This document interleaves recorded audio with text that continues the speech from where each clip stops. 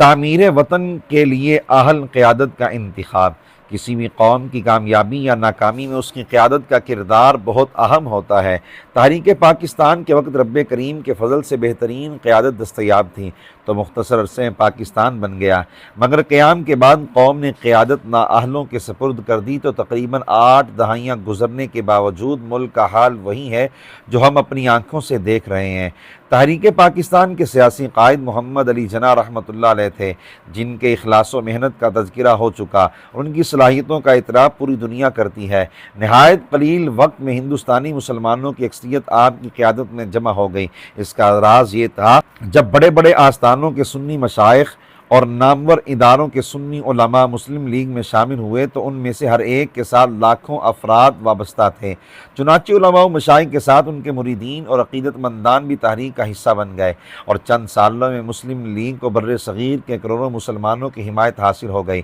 چنانچہ قائد اعظم کی سیاسی قیادت میں سبھی سنی علماء و مشائخ نے مثالی کردار ادا کیا۔ مثلاً امیر ملت سید جماعت علی شاہ نقشبندی، آستانہ عالیہ علی پور سیدہ نارووال، شیخ المشائخ خواجہ حافظ غلام سدید الدین تونسوی، آستانہ عالیہ تونسہ شریف، شیخ الاسلام خواجہ محمد قمر الدین سیالوی، آستانہ عالیہ سیال شریف سرگودا، پیر طریقت حضرت میاں غلام اللہ نقشبندی، آستانہ عالیہ شرپور شریف، مجاہد اسلام پیر عبد الرحمن قادری، برچنڈی شریف ضلع سکھر، پیر طریقت حضرت عبداللطیف مجددی، آستانہ عالیہ زکوڑی شریف ڈیرہ اسماعیل خان، فاتح ریفرنڈم پیر سید محمد امین الحسنات قادری، آستانہ عالیہ مانکی شریف ضلع پشاور۔ ان دونوں شخصیات کے مسلم لیگ میں شامل ہونے سے پہلے اس صوبے میں مسلم لیگ کا نام لینا بھی جرم سمجھا جاتا تھا۔ ان کے علاوہ گورڑا شریف، چورا شریف، بیرا شریف، جلال پور شریف، بیربل شریف اور مکان شریف جیسے بڑے آستانوں کے سجادہ نشین حضرات بھی تحریک پاکستان میں شامل تھے۔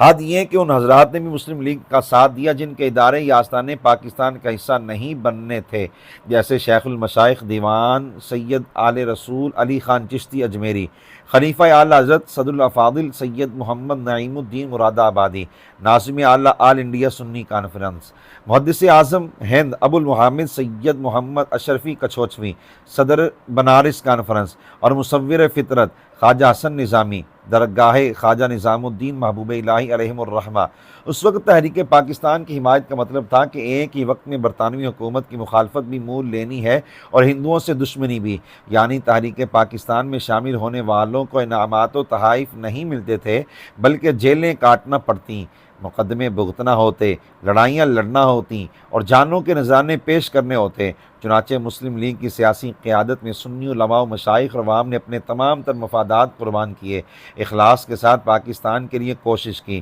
اور ان تمام مصائب کو برداشت کیا، جس کا نتیجہ یہ ہوا کہ اندرونی و بیرونی تمام سازشیں ناکام ہوئیں اور اللہ تعالیٰ کے فضل و کرم سے پاکستان بن گیا۔ آج ہمارا المیہ یہ ہے کہ ہم قیادت کے انتخاب میں دانش مندی کا مظاہرہ نہیں کرتے، جن لوگوں کو کئی دہائیوں سے آزما رہے ہیں اور ہر بار 4-5 سال تک انہیں کوستے ہیں۔ جب انتخابات کا مرحلہ آتا ہے تو پھر انہیں ہی ووٹ دے کر مزید چند سالوں کے لیے اپنے اوپر مسلط کر لیتے ہیں۔ اس کا نتیجہ ہمارے سامنے ہے۔ اگر ہم چاہتے ہیں کہ وطن عزیز مشکل حالات سے نکل کر تعمیر و ترقی کے راستے پر گامزن ہو، اور یقیناً سب کی یہ خواہش ہے، تو پھر ہمیں اپنی سوچ کو بدلنا ہوگا اور انتخابات میں اہل قیادت کا انتخاب کرنا ہوگا، ورنہ بظاہر صورتحال میں بہتری کی توقع فضول ہے۔